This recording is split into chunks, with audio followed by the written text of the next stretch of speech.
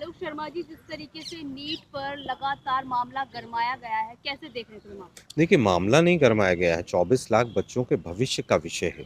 जिस तरह से रिजल्ट आया, 14 तारीख को रिजल्ट आना था और उसके बाद 4 तारीख को ही आनन-फानन में रिजल्ट आया है। रिजल्ट में तमाम खामियां, दर्जनों खामियां नज़र आ रही हैं और पेपर के अंदर भी तमाम शिकायतें आ रही हैं। यहाँ तक भी मीडिया में सरेआम आया कि पेपर आउट हो गया था। इसमें कौन है सरगना, कौन मास्टरमाइंड है इसके पीछे?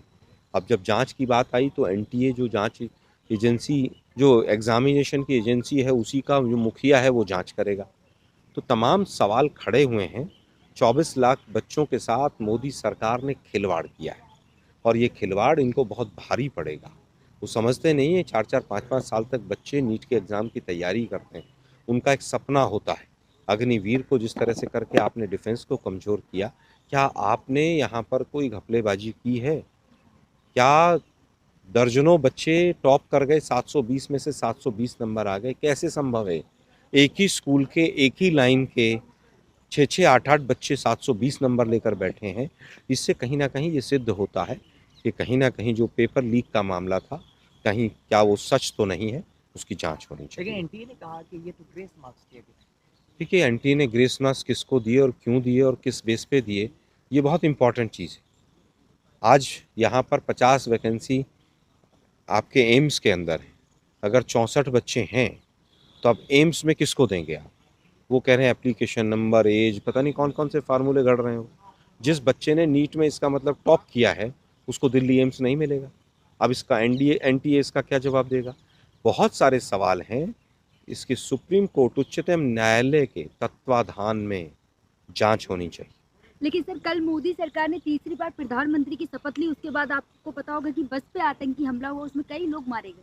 देखिए, पहली चीज़, ये मोदी सरकार नहीं, मोदी ये नीतीश नायडू डिपेंडेंट अलायंस है, हम्म, एनडीए की सरकार है। हम्म, मोदी जी तो बिल्कुल घुटने टेक कर बैठे हुए हैं उनके सामने। हम्म, अभी तमाम लोग, कोई मंत्रिमंडल छोड़ के भाग रहा है, कोई अलायंस छोड़ के भागेगा। हम्म, बहुत सी चीज़ें अभी सामने आएंगी। हम्म, जहाँ तक बात आतंकवादी हमले की है, हम्म, आतंकवादी हमला बहुत दुखद है। हम्म, उन लोगों को जवाब देना चाहिए जो आज भी जम्मू कश्मीर को राज्य का दर्जा नहीं देना चाहते, हम्म, जो वहाँ 2014 के बाद चुनाव नहीं करवाना चाहते, वहाँ पर चुनी हुई सरकार नहीं है, जांच एजेंसी के नाम पर लफाजी करते हैं।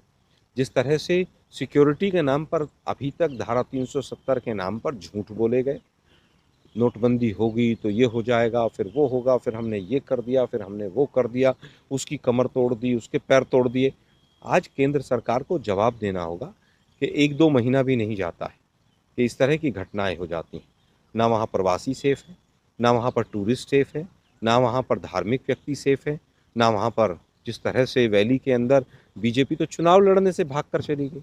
आज पूरा का पूरा जवाब उनको देना होगा कि ये इस तरह की घटनाएं क्यों हो रही है। हमारी संवेदना मृतकों के परिवारों के साथ। लेकिन उसके बाद मोदी जी ने आज भाषण में कहा कि एक एक से बदला लिया जाएगा। बदला लेना क्या देश का प्रधानमंत्री पहलवान है क्या? बदला लेंगे? अरे भाई, देश के प्रधानमंत्री हैं आप।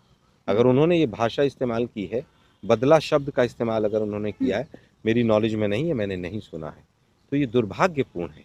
आप देश के प्रधानमंत्री हैं, आप संयमित बात बोलिए। क्या करेंगे आप, कैसे करेंगे, क्या लाइन ऑफ एक्शन है, क्या आपका बी प्लान है, कैसे आप सिक्योरिटी प्रोवाइड करेंगे वहाँ के लोगों को?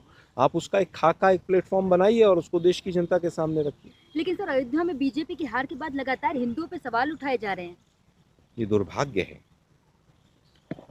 35-37% वोट लेकर आप सारे हिंदुओं के ठेकेदार नहीं बन सकते। आलोक जी, और जिस वोट, तरीके से एक मिनट, वोट हिंदू और मुस्लिम के नाम पर नहीं, सब भारतीयों को एक वोट डालने का अधिकार है। देश के प्रधानमंत्री तो अपने आप को ढाल लेते हैं जैसा मौका लगता है। अब अयोध्या वालों ने हरवा दिया तो तमाम उनके सोशल मीडिया के लोग अयोध्या के लोगों को गालियां दे रहे हैं, उल्टा पुल्टा लिख रहे हैं। ये दुर्भाग्यपूर्ण है। अब जय श्री राम की जगह जय जगन्नाथ हो गया। हाँ। अरे भाई, आप देश के प्रधानमंत्री हैं, हार भी होती है, जीत भी होती है। आपने तमाम प्रपंच किए, इलेक्शन कमीशन ऑफ इंडिया से लेकर, मीडिया से लेकर, सब लोगों ने आपकी मदद की, तमाम ईडी सीबीआई जांच एजेंसियों ने आपकी मदद की। उसके बाद भी आप बनारस में मात्र 1.5 लाख वोटों से जीते। तो मुझे लगता है कि सीधा सीधा देश के प्रधानमंत्री को हार का जनादेश मिला था, लेकिन वो सरकार में आलोक जी, बने जिस रहना तरीके चाहते से हैं। मोदी कैबिनेट में माइनॉरिटीज को जगह नहीं मिली है, कैसे देख रहे हो?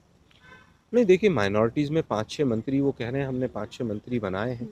अब सवाल तो ये है कि जो चंद्रबाबू नायडू ये कहते हैं कि हम मुस्लिमों को आरक्षण देंगे, मोदी जी क्या उससे सहमत हैं?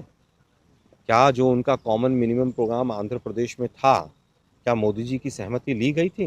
पूरा चुनाव हिंदू मुसलमान के नाम पर आपने लड़ा। अब देश को बताना होगा कि आपकी राय क्या है। क्या आप बहुमत में रहेंगे तो अब्दुल को टाइट कर देंगे, और अब बहुमत में नहीं रहेंगे तो आप कॉमन मिनिमम प्रोग्राम बनाएंगे? तो मुझे लगता है दोगली नीति मोदी जी की हमेशा से रही है, और मोदी जी जिस तरह से अहंकार उनका और झूठ का पर्दाफाश देश की जनता ने किया है, आगे भी अगर वो कोई भी चीज़ ऐसी करेंगे जिसमें विभाजनकारी नीतियां होंगी, फांसीवादी सोच होगी, तो देश की जनता उनको फिर मुंह तोड़ जवाब देगी। लेकिन बीजेपी अयोध्या में आचार्य रामभद्राचार्य हैं, वो कह रहे हैं कि जिन्होंने वोट नहीं दिया बीजेपी को, वो सब पूतना की औलाद है। देखिए, मैंने बयान नहीं सुना है, लेकिन किसी भी साधु के मुंह से किसी भी तरह की ऐसी शब्दावली शोभा नहीं देती है। लेकिन अब आजकल कई साधु ऐसे भी हो गए हैं, आप जिनका नाम ले रहे हैं, मैं उनको नहीं जानता हूँ। जगत गुरु। बहुत से नहीं, जगत गुरु तो मोदी जी होंगे, विश्व गुरु होंगे, जगत गुरु दूसरे थोड़ी ना आ जाएंगे। खैर, वापस आता हूँ मैं कि जिन लोगों ने पिछले 10 साल तक साधु के वेश में, बहुत से लोग थे जो धर्म संसद और तमाम चीज़ें आयोजित करते थे और विद्वेष और जहर फैलाते थे, देश की जनता ने उनको वोट के माध्यम से करारा जवाब दिया है। किसी भी साधु संत के मुख से इस तरह के शब्दावली शोभा नहीं देती। लेकिन सर, अमित मालविया का अब नाम बड़ा हाईलाइट हो रहा है, जो कहा जा रहा है कि महिला सुरक्षा को लेकर। मुझे लगता है कि देश के गृह मंत्री को, देश के, वैसे तो अभी गृह मंत्री कोई बना नहीं है, बड़ा सर फुटअव्वल चल रही है, लेकिन जो भी बने वो सबसे पहले इस बात का जवाब दे कि जो तमाम मीडिया के माध्यम से खबरें आ रही हैं उसमें क्या है। ठीक है।